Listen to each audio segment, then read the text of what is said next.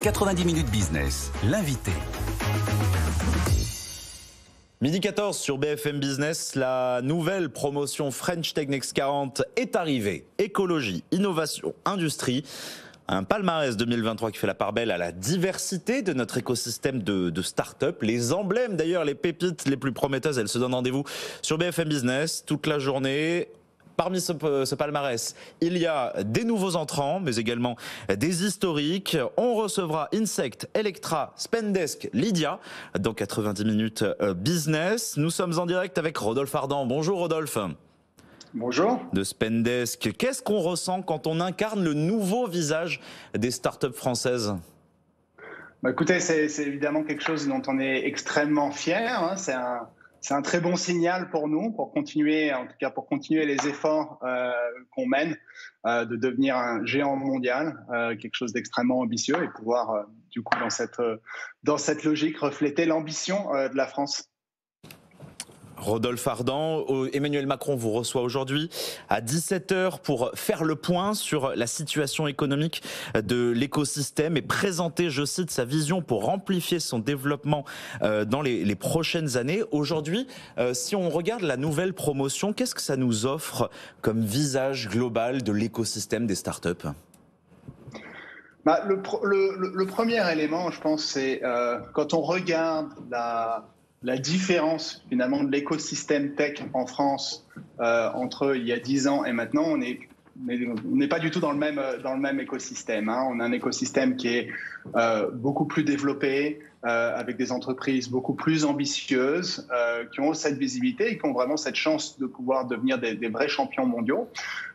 Concernant finalement cette promotion, on reste dans une logique, donc il y a une continuité par rapport aux années précédentes qui sont finalement une mise en avant des sociétés peut-être les plus performantes ou les plus ambitieuses, mais en même temps un effort qui est mené sur la diversité, qui est un des sujets sur lequel l'écosystème French Tech est en train de travailler, donc qui va pour moi dans le bon sens. Rodolphe Ardan, restez avec nous. Nous avons Electra qui vient de nous rejoindre avec Aurélien Demeaux. Bonjour.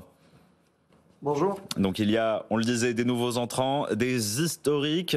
On l'a vu, 2022 a été une année record pour les levées de fonds et les entreprises labellisées French Tech Next 40 ont levé la moitié des levées de fonds, 5,8 milliards d'euros levés l'an dernier. Cela confirme la solidité du modèle économique de vos pépites, de vos startups. Aurélien Demeaux. Oui, écoutez, je crois que nous, on a eu la chance de se financer en 2022 avec une levée de fonds assez importante en juin qui a été menée par Euraseo. On est dans un métier dans lequel on a beaucoup de capital à investir puisque notre objectif, c'est de déployer un maximum de stations de recharge rapide partout à travers le territoire. Et donc, c'est des centaines de millions d'euros qu'il faut investir pour arriver à faire émerger cette infrastructure qui rassure et qui donne confiance aux gens pour qu'ils puissent transiter vers la voiture électrique. Restez avec nous, Aurélien Demeaux. Ils nous rejoignent tous au fur et à mesure. Désormais, c'est Lydia qui est en ligne avec nous. Cyril Chiche, vous m'entendez, Cyril ? Bonjour. Bonjour Cyril, vous faites partie presque des anciens, on va dire, parmi cette nouvelle promotion French Tech Next 40. Dites-moi, Cyril Chiche, face aux géants américains et chinois, quelles cartes peuvent jouer les startups françaises ? Comme toujours, face aux géants et aux grands porte-avions que sont les entreprises, les GAFAM, les BATX, notre carte est une carte de l'agilité, de l'adaptation, notre capacité à faire changer les choses vite et souvent pour offrir finalement aux utilisateurs français et européens des services qui sont parfaitement adaptés à leur environnement culturel, sociétal, puisque c'est ce genre de sujet qu'on traite. Et ça, effectivement, c'est beaucoup plus simple de le faire quand on est en proximité et qu'on a cette proximité culturelle, plutôt que de le faire à distance avec des grands plans mondiaux. Avec nous donc Electra, Spendesk, Lydia. Messieurs, dites-moi aujourd'hui, est-ce qu'on peut dire qu'on est sorti des marchés de niche auxquels pouvaient correspondre certaines startups et désormais vous participez concrètement à renforcer l'économie française au sens large? Peut-être on peut entendre Rodolphe Ardan. Écoutez, je pense que, en tout cas, l'ambition de nos entreprises sont souvent des ambitions qui sont globales, qui sont mondiales.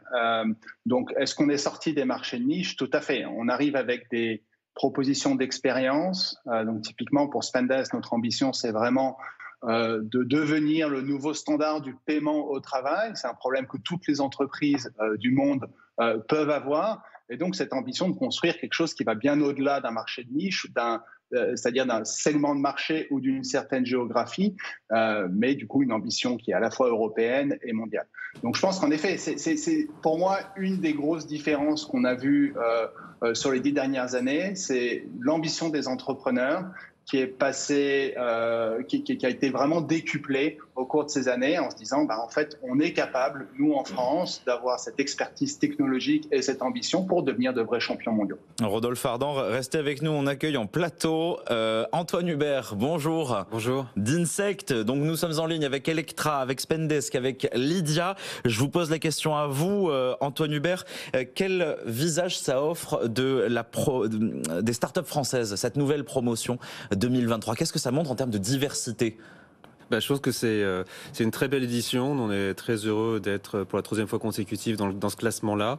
On était un peu la seule industrielle à l'époque et aujourd'hui, il y a une dizaine d'acteurs dans le NES 40 et dans le French Tech 120 qui sont des startups industrielles qui représentent la transition écologique dans le monde des batteries rechargeables, dans les nouvelles batteries pour les voitures, dans l'industrie agroalimentaire. Et ça, je pense que c'est une des nouveautés spécifiques à ce que je vois. On est dans l'Alliance Start Industrie qui représente un peu tous ces efforts-là de réindustrialisation de la France et en faveur du climat et de l'environnement. Aurélien Demeaux, vous aussi, vous représentez cette branche plus industrielle des startups avec Electra. Oui, absolument. Nous, on est aujourd'hui sur un modèle qu'on appelle Infratech, donc c'est l'infrastructure avec un sous-jacent industriel fort, puisqu'on parle de déployer des milliers de bornes de recharge sur tout le territoire. Et moi, je me réjouis du fait qu'en France, effectivement, on mette l'accent et le poids du corps vers cette transition énergétique, notamment avec des solutions industrielles, que ce soit au niveau français et au niveau européen. Je crois que Thierry Breton l'a bien compris. Il a parlé de cesser de la naïveté de l'Union européenne, parce que le piège, c'était pour nous d'être pris en étau entre du logiciel qui est fait aux États-Unis et du hardware qui est fait en Asie et plus particulièrement en Chine. Et donc, je crois qu'aujourd'hui, il y a un vrai élan, il y a une vraie dynamique pour arriver à s'emparer de ces sujets-là. Et on est sur des sujets qui sont complètement grand public, puisque la voiture électrique, le déplacement, la mobilité, ça concerne des millions de personnes, évidemment. Aurélien Demeaux, vous avez parlé de l'Europe. Jean-Marc Daniel, aujourd'hui, l'Europe cherche à se trouver une place, mais elle regarde toujours les États-Unis. Est-ce que tous les regards des startups se portent encore sur le modèle américain aujourd'hui en France, ou est-ce qu'on a une vraie carte à jouer différente? On parle de French Tech, on n'emploie que des mots anglais, on a toute la Californie dans la tête. Donc je pense que la première libération, la première façon de s'affirmer, indépendamment des propos de M. Thierry Breton, ça va être de découvrir qu'effectivement, on peut être à l'avant-garde du progrès en étant européen, en n'habitant ni à Shanghai, ni à San Francisco. Et donc ça, ce sera une vraie grande victoire de la French Tech. Cyril Chiche, pour Lydia, vous partagez aussi ce constat, il faut fédérer les Européens? Il faut absolument fédérer les Européens et c'est déjà finalement un chemin qui a démarré. C'est quelque chose qui n'existait pas il y a ne serait-ce que 3-4 ans. Et là, on commence à voir à la fois en termes d'alliances professionnelles, comme par exemple, pour notre cas particulier, une association européenne des fintech qui n'existait pas. Et voilà, là, on voit un certain nombre de pays qui d'un coup se mettent à interagir pour créer des champions européens, parce que c'est entendu que pour rivaliser avec les grandes entreprises asiatiques et américaines, l'échelle de la France est trop limitée. Et il faut effectivement créer des géants européens capables de rivaliser. Et je crois que ça a déjà démarré. Rodolphe Ardan, ça a démarré pour vous aussi, cette vision européenne. Est-ce que le fait d'avoir cette promotion French Tech Next 40 reçue aujourd'hui à l'Elysée participe aussi à une crédibilisation de notre écosystème de start-up? Oui, je vous le confirme. Pour nous, dès le début finalement de l'entreprise, on a eu une ambition européenne. Donc, on est aujourd'hui présent évidemment en France, en Allemagne, au Royaume-Uni. je pense que ces initiatives, notamment sur le Next 40 et tout ce que le travail que fait la French Tech, est un exemple au niveau européen. Et on voit beaucoup de programmes politiques qui s'en inspirent avec cette logique justement d'arriver à construire ces champions européens et dont nous, opérationnellement, start-up, on a besoin pour nous développer. C'est-à-dire que éliminer toute la complexité qu'on peut avoir contrairement aux entreprises américaines qui travaillent sur un grand marché unique, nous, c'est à la fois notre force, cette agilité pour pouvoir s'adapter à plusieurs pays, mais en même temps, quelque chose qu'on a besoin de continuer en termes d'efforts pour avoir beaucoup plus d'uniformisation et simplifier nos capacités à nous développer très rapidement sur nos multiples marchés. Antoine Hubert, Insect aussi rencontre des difficultés aujourd'hui pour se développer, demande plus de simplification, ou est-ce qu'aujourd'hui, il y a quand même les grands axes qui ont été jetés, notamment en France? Alors nous, on est passé déjà par pas mal d'écueils puisqu'on est à un stade de démarrage d'un grand site industriel en ce moment à Amiens, mais on a vu beaucoup de choses. Il y a beaucoup de choses positives qui existent en termes de soutien financier, administratif, mais on voit qu'il y a des sujets qui pourraient être encore améliorés. C'est ce qu'on porte au sein de cette alliance Start Industrie. C'est notamment la facilité d'accès au foncier. Il y a des terrains clés en main, facilités par l'État, la Banque des Territoires. Mais comment on peut encore aller plus vite, parce que pour une start-up industrielle, cet accès au foncier est complexe. Le sujet administratif, tous les temps effectivement de consultation et d'obtention des autorisations de permis de construire ou d'autorisations environnementales peuvent prendre plus d'1 an, et donc ça c'est beaucoup de temps pour être sur le marché. Et puis les financements. Et aujourd'hui les financements publics sont vraiment là. France 2030 est un pilier fondamental pour soutenir tous ces entreprises industrielles pour la réindustrialisation de la France et pour le climat. La moitié des financements doivent aller à peu près vers des jeunes entreprises comme les startups. Mais ce qui manque encore, c'est les financements privés. Il manque clairement de financements privés aujourd'hui. Vous avez beaucoup de fonds d'investissement dans le digital qui sont là maintenant assez matures. Et il manque vraiment. Il y a quelques acteurs historiques comme Demeter, Supernova. Mais il en manque un certain nombre pour accompagner à toutes les startups, et c'est des sujets de réflexion en ce moment apportés par le gouvernement et tous les acteurs du secteur comme France Invest.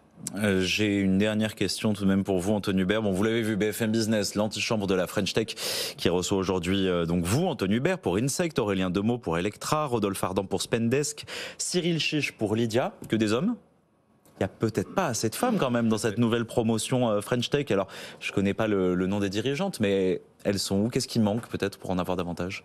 Non, c'est un vrai enjeu. Il faut donner envie effectivement aux jeunes entrepreneuses de se lancer. Alors il y a des en dessous des French Tech 100, il y a différentes préparations. Il y a le green vin, maintenant il y a l'agri-vin.